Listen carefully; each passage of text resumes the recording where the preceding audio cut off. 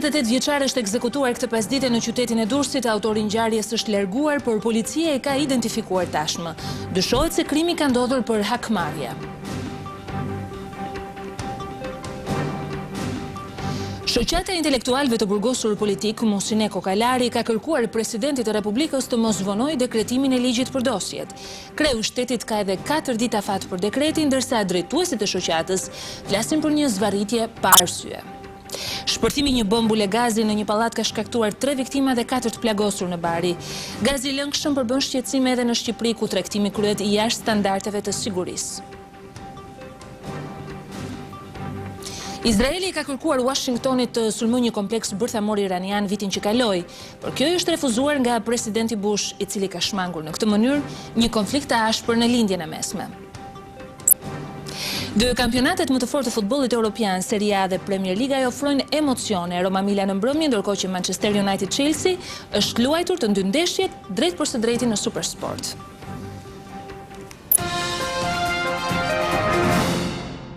Mirëmbrëma zonja dhe zotrinj, ju uroj të gjithëve mirëseardhje në edicionin qendror të lajmeve në televizionin Kombëtar Klan për të njohur me ngjarjet kryesore të kësaj të diele. Për fat keq do ta nisim me një ngjarje të rëndë të ndodhur në qytetin bregdetar të Durrësit vetëm pak orë më parë, ku një 28 vjeçar është ekzekutuar me armë automatike. Ai quhet Denis Zani dhe ishte liruar nga burgu pasi kishte vuajtur dënimin me 3 vite heqje e lirie për shkak të një vrasje të mbetur në tentativë. Autori i ngjarjes është larguar, por policia ka mundur ta identifikojë atë, por dhe të zbardhë motivin e ngjarjes. Detajet i sjell kronika. Durrësi është ronditur këtë pasdite nga një krim i rënd. Një 28 vjeçar banor i këtij qyteti është ekzekutuar me breshëri automatike brapa stadiumit Nikodovana në lagjen 18. Viktima është Denis Zani, i sapo dal nga burgu ku kishte vuajtur një dënim prej 3 vjetësh për vrasje të mbetur në tentativë. Rreth orës 17 ai ka debatuar në rrugë me vrasjen e tij, me të cilin, sipas policisë, kishte patur konflikte prej 3 vjetësh. Autori i këtij krimi akuzonte viktimën se i kishte vrarë vëllain. Pas këtij debati, autori, të cilin policia thosë se ka identifikuar, e ka qelluar 28 vjeçarin me një armë automatike që kishte të fshehur në pallto. 2 plumba në trup dhe 1 në kokë i kanë shkaktuar vdekjen e menjëhershme. Dhe sipas dëshmimtarëve okular, vrasja është larguar vetëm pasi është siguruar për vdekjen e Zanit. Policia jep detaje të pakta mbi identitetin e tij dhe ka publikuar vetëm inicialet QC. Grupe të gatshme të uniformave blu janë vënë në kërkim të tij, duke ushtruar disa kontrolle në lagjen spital, ku ai banon, por edhe duke ngritur postbllokje në hyrje-daljet e qytetit. Një grup prej 7 klandestinësh për orë të tëra ka mbetur i bllokuar në dëbor në kufirin midis Shqipërisë dhe Greqisë, duke alarmuar policitë të 2 vendeve, cilat për fat mirë i kanë gjetur e kanë mundur t'i shpëtojnë. Por një përmbledhje kronologjike të kësaj ngjarje, e cila për disa orë ka shkaktuar një ankth të vërtet, do të kemi një lidhje të drejtë për drejtë nga Korça me korrespondenten ton Daniel Azisi. Daniel, mirëmbrëma. Atëherë Daniel, mirëmbrëma, nuk të dëgjoj në studio, më dëgjon? Atëherë, nuk kam ende audio në studio, sidoqoftë. Daniela, mund na bësh një përmbledhje se çfarë ka ndodhur me 7 klandestinët shqiptar, si ka mundur policia t'i gjejë dhe si ka përfunduar historia e tyre? Atëherë, për fat mirë duhet të them se ka përfunduar mrekullisht udhëtimi i 7 klandestinëve nga Shkodra, të cilët sot në mëngjes janë nisur për të kaluar në mundin e grave në anën e kufirit. Klandestinët janë në nisur rreth orës 12 dhe mendohet se nga zona e Konçarës, nga piramida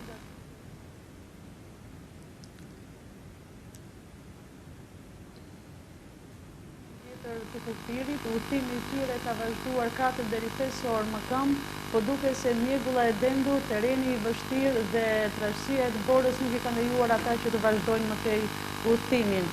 Për fat, klandestinët kanë pasur një telefon celular me një numër grek me cilin kanë njoftuar familjarët e tyre në Kostur dhe më pas këta të fundit kanë bërë dhe njoftimin në policinë greke, e cila ka filluar menjëherë operacionet e kërkim shpëtimit, duke koordinuar veprimet edhe me policinë kufitare shqiptare.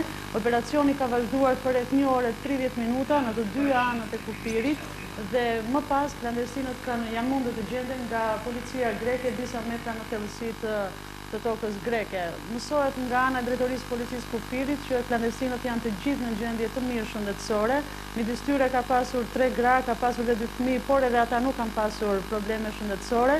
Janë shoqëruar në komisariatin e policisë së Kosturit, ku momentalisht janë duke u marrë në pyetje, duke u intervistuar dhe më pas do t'i nënshtrohen procedurave të riadresimit. Unë të falenderoj për këtë lidhje, natyrisht ka përfunduar mirë historia e këtyre 7 klandestinëve për çfarëdo lloj arsye që kanë tentuar të bëjnë një gjë të tillë. Natyra nuk i ndihmoi, por sidoqoftë policit kanë mundur t'i shpëtojnë. Ishte kjo një përmbledhje e ngjarjes së ndodhur gjatë ditës së sotme ku 7 klandestinë kanë mbetur bllokuar në dëbor për disa orë me radhë. Të ndalemi në një tjetër informacion, Shoqata e intelektualëve të Burgosurve Politikë, Musine Kokalari, ka dërguar një letër Presidentit Republikës Topi, duke kërkuar të dekretojë mos vonoj ligjin për dosjen. Sipas drejtuesve të shoqatës, megjithse ka edhe 4 ditë kohë afat ligjor, kjo shtyrje është një zvarritje krejt pa arsye. Ne kemi Yildiz Mitron për më shumë. Ndërsa kreut të shtetit i kanë mbetur edhe pak ditë për të shprehur në lidhje me ligjin për pastërtinë e figurës së zyrtarëve të lartë, Shoqata e intelektualëve të Burgosurve Politikë Musine Kokalari i është drejtuar me një letër atij, përmes të cilës i kërkon ta dekretojë ligjin pa vonesë. Kryetari i kësaj shoqate Agim Musta, i cili ka vuajtur për 13 vjet dënimin në burgjet e sistemit totalitar, dhe Tomora Liko, një tjetër i burgosur, prehen se presidenti po e zvarrit dekretin pa arsye. Ishte për ndjekurit politik dhe sidomos ishte burgosurit e Shqipërisë janë të befasuar që presidenti Topi akoma nuk e ka aprovuar këtë ligj, po e zvarrit pa asnjë arsye dhe kjo gjë neve me thënë drejtën na ka revoltuar.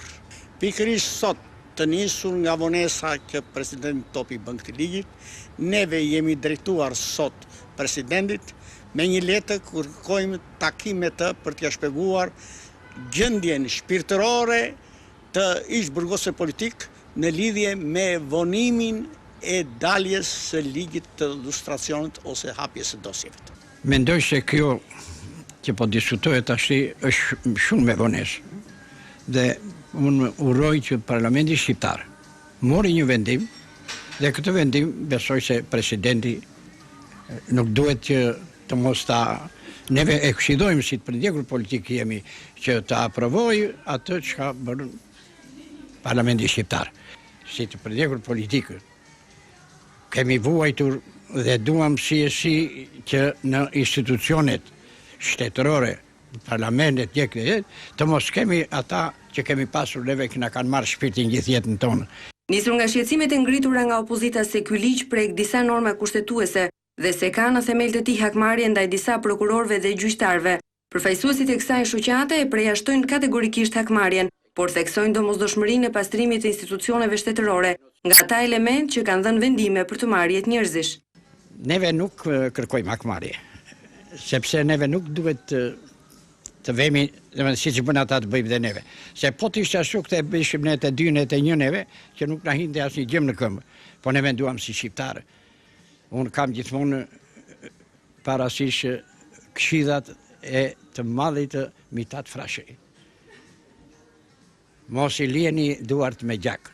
Jeni shqiptarë, ata do pendohen një ditë, do vija o ditë, po ndoshta do t'jetë vonë. Të vazhdosh mbas 18 vjet sistem demokratik, të qëndrojnë prokuror, hetus, gjyqtar të diktaturës komuniste, që kanë lënë dënim me vdekje, si dënimi Avzin Nelës me varjen litar në vitin 88, dënimi i poetëve Trifon Xhaxhika, Genc Leka, Vilson Bloshmi dhe shumë të tjerëve, mua më duket një paradoks i jashtëzakonshëm që ka ndodhur vetëm në Shqipëri. Ata zotrin duhet të kishin ikur kokullur dhe duke kërkuar takim, falje, më fal shprehen, ndaj kësaj shtrese që u persektua pas një faj për 25 vjet me radhë. Dhe nuk i takon të rinë asnjë minutë në ato poste që kanë dhe sot. Deklarata e bërë nga Shoqata e intelektualëve të përndjekur politik Musine Kokalari vjen një ditë pas shqetësimit të ngritur nga Shoqata Vatra me selinë në Shtetet e Bashkuara të Amerikës, e cila nëpërmjet një letre drejtuar presidentit Topi i kërkonte këtij të fundit të dekretonte sa më parë ligjin e lustracionit. Tashmë numërimi mbrapsht ka filluar dhe kreut të shtetit i kanë mbetur edhe 4 ditë kohë për të thënë fjalën e tij, që në gjuhën kushtetuese do të thotë firmosja ose jo e dekretit. Vetë presidenti ka kërkuar jo pak herë kalimin e këtij ligji në parlament, ndërsa 3 vjet më parë, në cilësinë e kreut të grupit parlamentar demokrat, dorëzoi në kuvend një draft ku përfshihen gjithashtu prokurorët dhe gjyqtarët si kategori për të nështruar procesit të lustracionit, kategori këto të cilat krijuan dhe përplasin më të fortë mes majorancës dhe opozitës. Ndërkohë edhe shoqatat e të përndjekurve politik të Fierit dhe Shkodrës i kanë dërguar respektivisht një letër Presidentit Republikës duke kërkuar të dekretohet sa më shpejt ligji për pastërtinë e figurave zyrtare. Në dy letra të ndryshme drejtuar kreut të shtetit, të shoqata përshëndesin miratimin e këtij ligji nga Parlamenti, duke u shprehur se hyrja në fuqi sa më parë e tij do të zbusë do pak dhimbjen dhe vuajtjet e mëdha që shkaktoi tek shqiptarët regjimi i egër komunist. Ato i bën thirrje Presidentit të Republikës që akti i dekretimit e ligjit për pastërtinë e figurave zyrtare të përshpejtohet si detyrim moral dhe ligjor që politika duhet shlyejë ndaj të gjithë shqiptarëve që vuajtën dhe u përsekutuan në regjimin e egër komunist.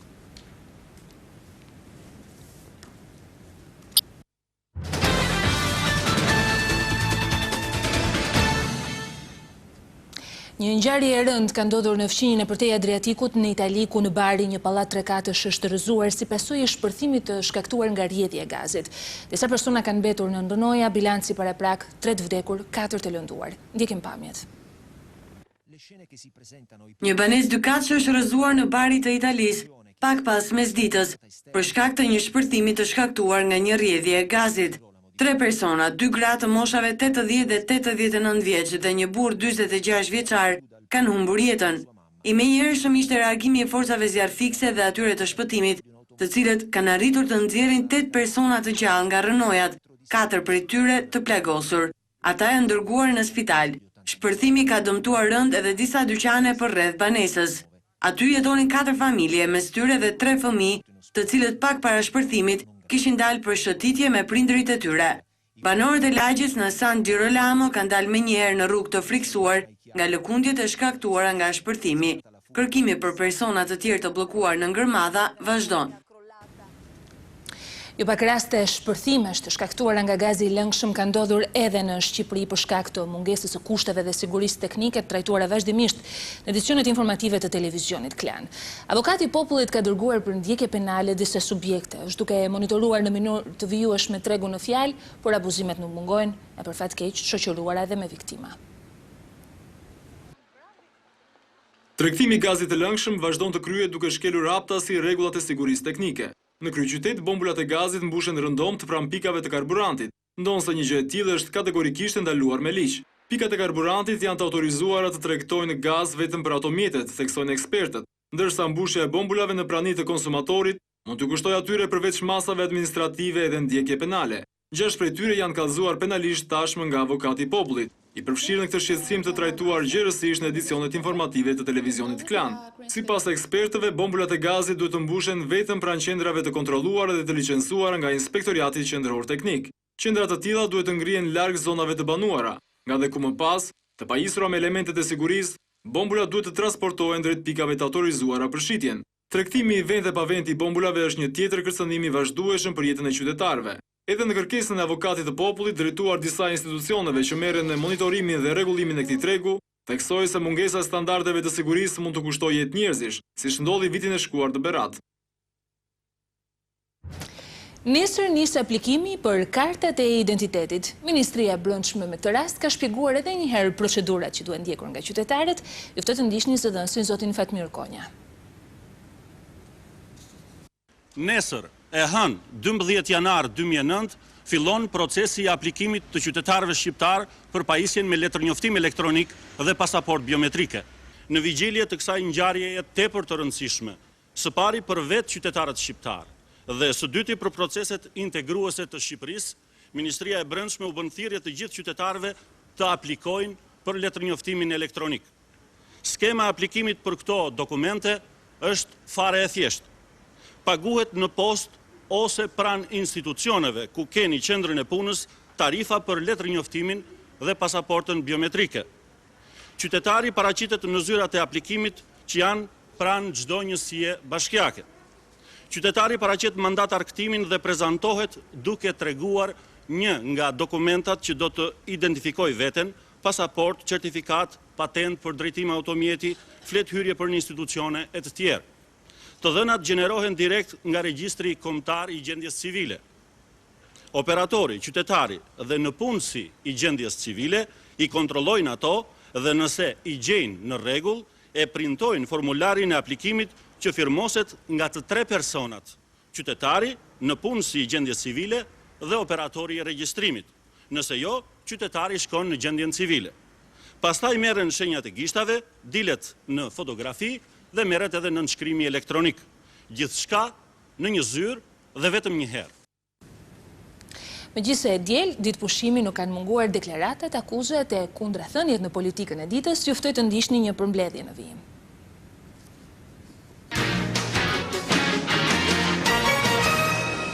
Jam sot përsëri para jush për të paraqitur shqetësimet e njëpasnjëshme që ka sjell vendimi i Këshillit Ministrave për trajtuar në mënyrë të disbalancuar dhe me dy standarde prodhimin dhe importimin e naftës D2.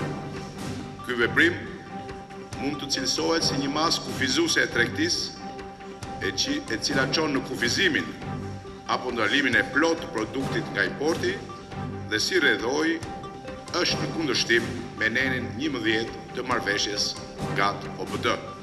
Partia Socialiste vlerëson se kjo masë e qeverisë prek rënd çështjen e integrimit të Shqipërisë në Bashkimin Evropian. Në fund të 2008-s, Komisioni Evropian i paraqiti vendeve anëtare të Bashkimit Evropian një raport lidhur me plotësimin apo përmbushjen e gjithë detyrimeve që kanë shtetet e Ballkanit Perëndimor lidhur me lëvizjen e lirë të shtetasve. Për fat keq, Shqipëria është e grupuar në grupin e tretë së bashku me Bosnjën e Hercegovinën dhe pa dyshim vendet e tjera të rajonit, Maqedonia, madje dhe Serbia, Malizi, e kanë lënë pas vendin tonë. Nuk e di a ka ndonjë datë qeveria tashmë dhe si do të japi llogari përpara atyre që e kanë zgjedhur dhe që i kanë dhënë mandatit për të qeverisur në prag të kësaj fushate. Ministria e Jashtme në një reagim të saj pas deklaratës së sekretares ndërkombëtare të Partisë Socialiste ka sqaruar se procesi shumë pritur i liberalizimit të vizave është sot prioritet i padiskutueshëm dhe pjesë integrale e dialogut politik Shqipëri-BE. Ky proces thuhet në deklaratë nisi rrugtimin e tij sepse qeveria shqiptare gëzon besimin dhe mbështetjen e institucioneve europiane dhe vendeve anëtare të Bashkimit Evropian. Kjo sepse BE vlerëson Shqipërinë si vendin që ka kryer reforma të guximshme, të cilat Brukseli i konsideron frymëzuese për vendet e tjera të rajonit. Kjo sepse Shqipëria ka luftuar me sukses krimin organizuar dhe korrupsionin, sepse sot është një vend me stabilitet të lartë ekonomik, politik dhe social, dhe që po përmbush të gjitha detyrimet e saj në rrugën drejt integrimit europian dhe arriti të realizojë prodhimin e letërnjoftimeve dhe pasaportave biometrike me modelin më të përparuar në Evropë. Në këtë kontekst, Ministria e Jashtme i bën thirrje opozitës të pranojë realitetin dhe të mbajë qëndrime më konstruktive në dobi të procesit. Dëshirojmë që me të vërtet në këto zgjedhje të jemi konkret. Kemi një mendim dhe një rrymë shumë të fuqishme brenda partisë që insiston në kandidimin tashmë tradicional të partisë sonë të kandidojë e vetme. Domethënë, marrëveshje paraelektorale, as me njërin kamp politik, as me kampin tjetër, sikurse ka edhe mendime të cilat rishtazi fitojnë terren në dialogun brenda Partisë Bashkimit për të Drejtat e Njerëzit dhe të cilat lidhen kryesisht me elementet e reja, parametrat e reja që fut kodi zgjedhor në ballafaqimin zgjedhor. Në Maqedoninë fqinje tashmë ka nisur rrethet e zgjedhjeve të reja lokale dhe presidenciale që do të mbahen në datën 24 mars. Por edhe në këtë zgjedhje dy partitë kryesore politike shqiptare shkojnë të ndara dhe me klim tensioni në dukje. Ka shkupin na informon korrespondenti ynë Senselio. Partitë më të mëdha shqiptare në Maqedoni me sa duket nuk kanë nxjerrë mësim nga incidentet zgjedhore të vitit të kaluar. Në prag të zgjedhjeve të reja lokale dhe presidenciale, të cilat do të mbahen më 22 mars të këtij viti, as Bashkimi Demokratik për Integrim e as Partia Demokratike Shqiptare nuk tregojnë disponim konkret për të biseduar mes veti për evitimin e këtyre incidenteve. Si shtet dhe pushtet marrim përsipër gjitha përgjegjësitë për organizimin e kushteve që zgjedhjet e ardhshme lokale dhe presidenciale të kalojnë në atmosferë solemne, qytetari të mund të shfrytëzoj të drejtën e tij të garantuar me ligj dhe kushtetutë. Nuk kanë forcët, janë shërbëtorët e Gruevskit, ne më mirë bëjmë dialog me Gruevskin se me BD. Në ndërkohë me afrimin e zgjedhjeve lokale dhe presidenciale shtohet frika për përsëritje të mundshme të incidenteve nga zgjedhjet e kaluara parlamentare. Incidentet në këto zgjedhje ndodhen në pjesët e Maqedonisë të banuara me shqiptar, kurse në fshatin Haraqin të Shkupit pati edhe një viktim. Analistët politik në Shkup shprehen të habitur nga mungesa e disponimit për bisedime të drejtë për drejta në këtë temë mes BDI-s dhe PD-s-së. Vetëm politikanë jo seriozë në këtë moment tepër delikat për shqiptarët e Maqedonisë mund të mos kenë vullnet apo mund të mos shprehin gatishmëri për të marrë pjesë në bisedime në momentin kur gjatë vitit të kaluar 2008 qartje të caktuara politike respektivisht anti-shqiptare arritën prap shqiptarët, si të them, të paraqesin në Maqedoni si element rrezikshëm, si element jo stabil, si element problematik në Ballkan. Përfaqësuesit e Bashkimit Evropian edhe zyrtarisht kanë bërë të ditur se zbatimi i zgjedhjeve të rregullta është kushti i nëntë për Maqedoninë që të fillojë negociata për anëtarësim në BE. Nga Shkupi për TV Klan, Isen Saliu.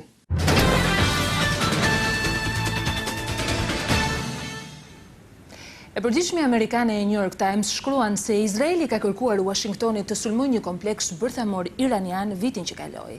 Dhe gjithnjë sipas prestigjozes amerikane, Bush e ka refuzuar kërkesën e Tel Avivit duke shmangur në këtë mënyrë një konflikt të ashpër në lindjen e mesme. Detajet na i sjell Rita Dokla. Presidenti amerikan George Bush duket se ka mësuar nga gabimet e së shkuarës, sidomos në ato në Irak. Këtë e tregon edhe fakti se ai ka arritur të shmangë një sulm mbi Iranin, për plasjet me të cilin kanë qenë gjithmonë të ashpra. Sipas gazetës New York Times, në vitin 2008, Bush refuzoi 3 kërkesa sekrete të Izraelit për të bombarduar kompleksin kryesor bërthamor të Teheranit. Izraeli kishte propozuar që gjatë këtij sulmi të përdoreshin bomba antibunker të një fuqie të madhe. New York Times u referohet zyrtarëve të lartë amerikanë dhe të huaj që kanë preferuar të mbeten anonim. Arsyeja që Bush ka hezituar ndaj këtij sulmi është se nëse merre vesh që Washingtoni kishte ndihmuar Izraelin të sulmonte Iranin, duke përdorur hapësirën ajrore të Irakut, rezultati do të ishte dëbimi i ushtarëve amerikan nga Bagdadi. Ndonse nuk ka lejuar një sulm të tillë, Bush ka preferuar një taktik tjetër. Ai ka autorizuar operacione sekrete sabotazhit të tentativave të Iranit për t'u pajisur me armë atomike. Presidenti iranian Mahmoud Ahmadinejad, i cili nuk e njeh Izraelin si shtet madje dëshiron që ai të fshihet nga harta, insiston se programi i pasurimit të uraniumit është vetëm për qëllime paqësore. Operacionet e spionazhit të nisura nga administrata Bush do të kalojnë tani në duart e Barack Obamas, i cili ka deklaruar se preferon të dialogojë me Iranin. Por cilat janë zhvillimet kryesore të tjera të ditës nga arena ndërkombëtare? Do të veçoja tragjedinë e radhës në Indonezi, ku nga përmbytja e një tragedi me 250 persona, mendoni vetëm 18 kanë mundur të shpëtojnë, për të ndalur edhe në firmosjen e marrëveshjes midis Rusisë dhe Ukrainës për të dhënë fund ndaljes së furnizimit me gaz të Europës.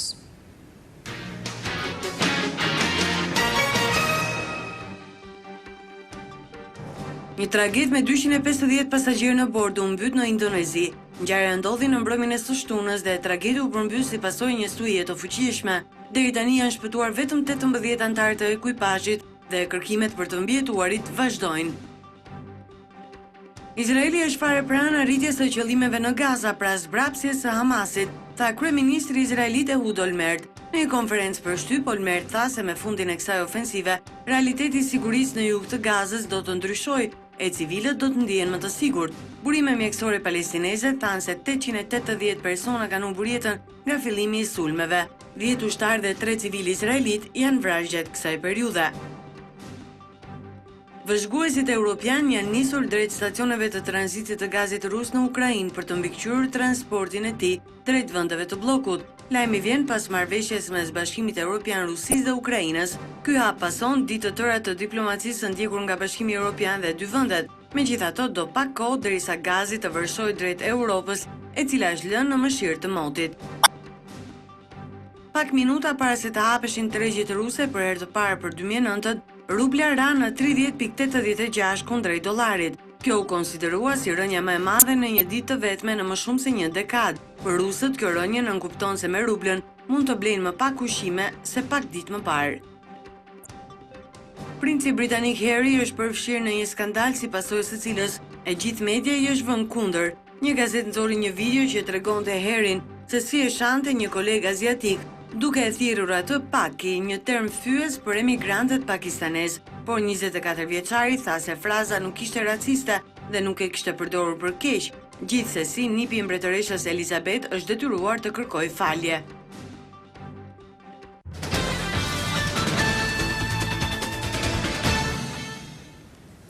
Këtë këtë rubrikë sot ja kemi dedikuar një specie të veçantë të blegtorisë shqiptare. Bëhet fjalë për buajt autokton, numri i cilëve ka ardhur duke u zhvogluar ndër vite. Daniela Konstantini ka ndikur nga afër këtë çështje, ndiqni vëzhgimin e saj.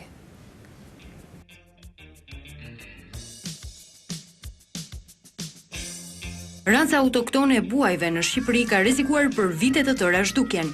Në vitet e para të pluralizmit politik, vëmendja ndaj sektorit të blegtorisë ra, duke sjellë përpasojë një rrezik të madh të zhdukjes së buajve autokton, kafshë përdorur më së shumti nga fermerët gjatë plugimit të tokës për shkak të fuqisë së saj, por edhe e njohur për qumshtin. Produkt ky që ndryshe nga qumshti i lopës mbart vlera më të mëdha.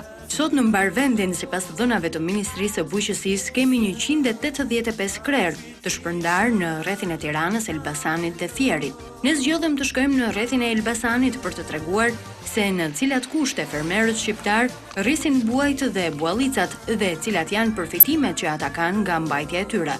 Sot për sot në këtë rreth rriten 29 krerë, ndërkohë që sipas statistikave, përpara viteve 90, këtu numëroheshin në rreth 1000 krerë të tillë. Ndodhemi në shtëpinë e Kujtim Vajës, në fshatin Muriqan, komuna Gjergjan, i cili në fermën e vet mban 6 krerë. Ka pas më tepër. Ne këtu si fshat kishim 180 krerë. A prodhojnë qumësht? Prodhojnë, pa me pakicë ka. Me pakicë.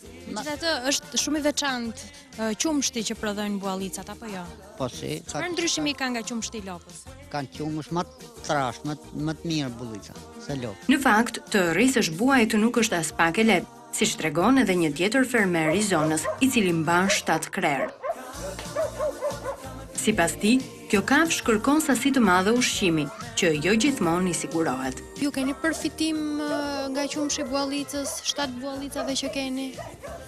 Përfitime e ka, po i majmë jashtë mosisë. Brenda mosisë me këto që ka mos i maj dot fakt. Konsumojnë shumë ushqim gjatë ditës? Konsumojnë, duan më shumë bereqet, shumë misër. Ja, është duan. Ja u kërkojnë qumshin e buallicës? Se kërkojnë në qumësh me ndyrë të lartë. Më mirë nga çdo lloj kafshë. Për të lehtësuar shpenzimet për rritjen e buajve dhe buallicave, qeveria në mes të muajit dhjetor 2008 vendosi t'i paguaj fermerët që mbarshtojnë buaj, me qëllim ruajtjen e rezervës gjenetike të buajve autokton në vendin ton.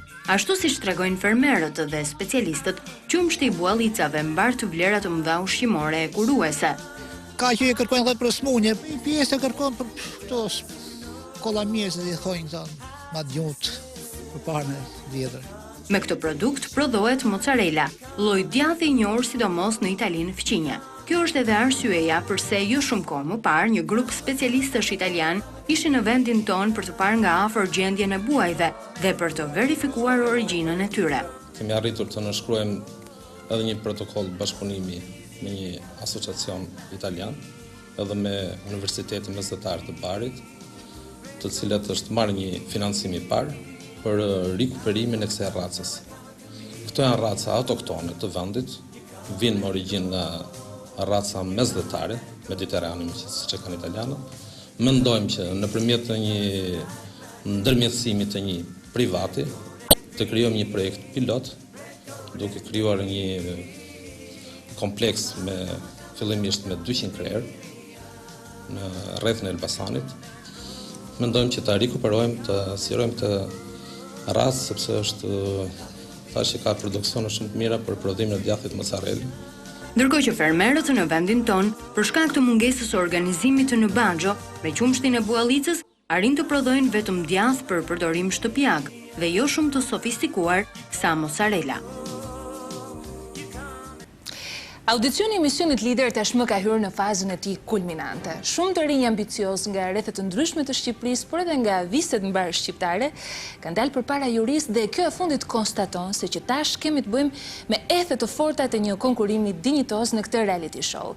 Speciale në lidhje me të, ju ftoj ta ndiqni më njëherë pas siglës mbyllëse të këtij edicioni lajmesh, por unë doja fillimisht të kujtoja se për çdo informacion tjetër nga vendi, bota, ekonomia, sporti, kultura, kuriozitetet, ju mund të klikoni në tvklan.tv, faqja jonë internet, ku mund të ndiqni 24 orë live online edhe programacionin e televizionit tonë. Ju falenderoj të gjithëve për vëmendjen që na keni kushtuar. Ju uroj një fillim jave të këndshëm dhe të mos mungoni sonte në mbrëmje sërish në Histori me Zhurmues. Mirupafshim.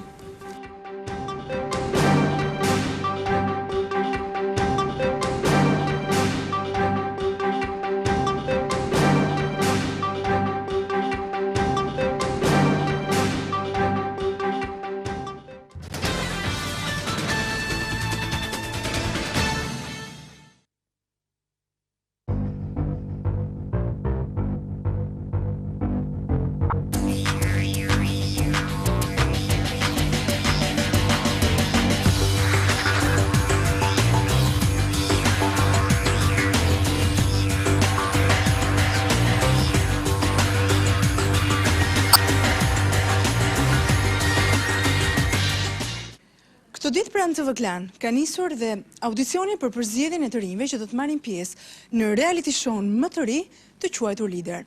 Dhe jo më kot është quajtur kështu. Pasi nga ky reality show mund të lindin ata politikan apo drejtuesit të rinj të së ardhmes.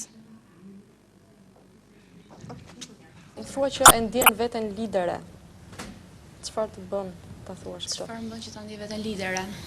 Normalisht që të jesh një lider duhet të kesh shumë aftësi të mira për të bindur të tjerët, për të dëgjuar të tjerët dhe për të thënë vërtet ata çka të tjerët duan të dëgjojnë në një farë mënyre. Ti jesh sa më bindse tek ajo që thua dhe të kesh vërtet ambicie dhe aftësitë e duhura për të qenë e tillë. Është një seancë jo e lehtë përballimit me jurin, kërkesat tona janë të larta dhe nuk është si një audicion apo si një test shkolle, pra ka shumë elemente edhe të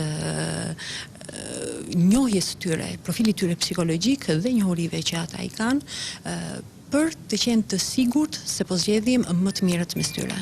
Por afirmimi i vlerave të një brezi të ri të politik bërjes nuk është i vetmi qëllimi i grupit realizues. Ata kanë menduar ta bëjnë këtë lloj formati edhe më interesant për publikun. Neve jemi duke diskutuar këtu lidhur me individët cilët do të mund të përfaqësonin më mirë ata që nesër do të jenë lider potencial të Shqipërisë, por në fakt edhe të rajonit Ballkanit, paktën asaj që është zonë shqiptare këtu. Çfarë duhet të themi është që neve vetëm i interceptojmë, pra nuk është që ne i bëjmë ata të gatshëm, sepse ingredientët duhet të jenë aty, duhet të jenë tek individi. Dhe vetë fakti që ata vinë dhe paraqiten në një reality show i cili është jashtëzakonisht shumë kompetitiv mes tyre, shumë kërkues, i një formati që kërkon një disiplinë të ashpër të gjithë kandidatëve cilët do të jenë brenda qytetës sonë politike, është tregues gjithashtu i ambicies tyre për të qenë udhëheqës të së nesërmes. Për të dalë dhe për të eksploruar botën jashtë, ndonjë nga 16 pjesëmarrësit tanë mund të ndalë incognito dhe të kuptoj që ai realitet, cili neve, domethënë, është fiction, por nuk është realitet, dhe të zbuloj, domethënë, sekretin. Urbianat të kanë kuptuar shumë mirë dhe shumë estetike, ne duhet militojmë për qytetin e hapur, jo qytetin e mbyllur. Sakt. Pikërisht. Dhe kjo do dalloj nga show-t e tjerë, nga reality show-t e tjerë, të cilët i mbyllin atje si në burg është merr. Ata fillojnë të lidhin disa aleanca miqësie aty, që do ngurtësohen dhe po që se nuk vendosen nga jashtë disa sfida që fitimi i tyre të mos përballet vetëm me këto aleanca ndërpersonale. Por të jenë edhe bazuar në disa arritje të matshme, në disa indikator që kanë të bëjnë me njohuri, me shprehi, me aftësi të tyre, ka përshtypjen që do bëhet tepër po themi konjunkturale ndërpersonale aty. Fama e këtyre, eksperjenca e këtyre mos ngelet vetëm brenda shtëpisë, por këta njerëz vazhdojnë të jenë aktiv shoqërisht, politikisht e tjerë, edhe në një fazë mbas emisionit. Do të kemi një jetë politike reale brenda studiove, brenda hapësirave të ngritura nga TV Klan, i cili do të krijojë një realitet paralel të ngjarjeve politike që ndodhin në jetën shqiptare. Tashmë jemi të bollë të lodhur nga veshja e politikës të vjetër. Nuk kemi më besim ndërta se nuk e di se çka do na kurdisin prapë në zgjedhjet e 2009-s, kështu që shqiptarët kur të votojnë në 2009-ën do të bësh një thirrje të madhe, shqiptar kujdes kur voton se politika po të mashtron. Shumë interesant për të ballafaquar dy realitete. Një realitet televiziv të vërtet dhe një realitet i cili është realiteti i jetës politike shqiptare. Secili prej tyre do t'rregojë vlera, do t'rregojë mënyrën se si ata e kuptojnë jetën politike, mënyrën se si duhen bërë ligje të drejta, pra në një farë mënyre do të kemi, si të thuash, një lloj integrimi. Shumë prej tyre deklarohen të pavarur ose deklarojnë asnjanës, duke llogaritur që jemi në një vit elektoral, pra 2009, atëherë kjo duhet të shërbejë dhe partive politike për ta konsideruar si një kampanë alarmi për zonën gri të votuesve dhe siç e dim është pikërisht kjo zonë e cila bën diferencën ditën e zgjedhjeve. Edhe diçka, ne do jemi politikanët e ardhshëm, ne do t'i shërbejmë popullit, por kjo do të thotë se ne do të jemi pre e partive politike, qoftë majta apo qoftë djathta, kjo është ideja. Sepse sot bëjnë disa të rinj që duket sikur s'kanë mendime politike, që përveshin mëngët dhe shfaqen hapur si shumë të shkolluar, por janë qendrojnë majtës ose qendrojnë shumë djathtas. Një lloj përqasje të re të politikës tashmë nga një brez i ri, i cili po afrohet drejt TV Klan për të marrë pjesë dhe për të seleksionuar sepse me sa duket, seleksionimi do t'jeti fort. Është për të vlerësuar fakti që prurjet e drejtanishme kanë patur jo vetëm eksperjenca akademike, pra nuk janë vetëm studentë të shkëlqyer me CV impresionuese, por në të njëjtën kohë kanë pasur edhe eksperjenca profesionale, le të themi, të suksesshme. E kanë provuar veten si lidera dhe disa prej tyre vërtet që na kanë mrekulluar. Shumë të rinj, të ditur, të ndershëm, që din të flasin bukur dhe kanë aftësi për të udhëhequr, por ndoshta nuk arrin dot ta përmbushin ambicien e tyre, kanë një shans të mirë për ta provuar në jetë. Piktore dhe do të merresh me politikë, apo për shembull e dramës. Tash shembujt janë të shumtë. Nuk është vetëm ai, do të ka emra të njohur që mund të kenë ndëruar kanë kapur një krah tjetër. Kjo nuk do të thotë që mohoj atë që studioj ose vazhdoj. Nuk dua që të përdor modele. Unë thjesht më pëlqen. Je nga e majta apo nga e djatha, apo në qendër bindjet e tua politike? Për mua nuk ka ndarje. S'ka ndarje si bindje. Më intereson më tepër, flas personalisht, më intereson që të jem përkrah asaj që ecën përpara ose mbështet ato nevojat, funksionet që... E qartë, kur të pëlqen, ti thua shumë mirë Sali Berisha, kur të pëlqen, thua shumë mirë e Dirama? Jo emër konkret. Unë ose partia... situata dhe nuk jam pro asaj që jam sot me PD-n dhe vesh një këmish apo bluz blu dhe nesër jam me PS-n dhe vë vathi dhe unas të kuqe vetëm për ti para pritur gjëra. Në përmbajtje dhe në titull, lider kërkon evidentimin e individëve të cilët kanë aftësinë e një udhëheqësi, por se sa i aftë do të jetë ai, ta ushtrojë në praktik të udhënti. Kjo mbetet për të parë dhe për të vlerësuar. Tani mbetet vetëm realizimi që duke parë angazhimin intelektual, njerëzor dhe teknik në të vëklan duket i arrir. Ai që do të fitojë do të marrë dhe një shumë që e përkthyer në terma sasior do të jetë më e madhja dhe ndonjëherë në historinë e mediave shqiptare. Ndërsa besohet se publikut do t'i ofrohet një emision për të cilin ai ka nevojë.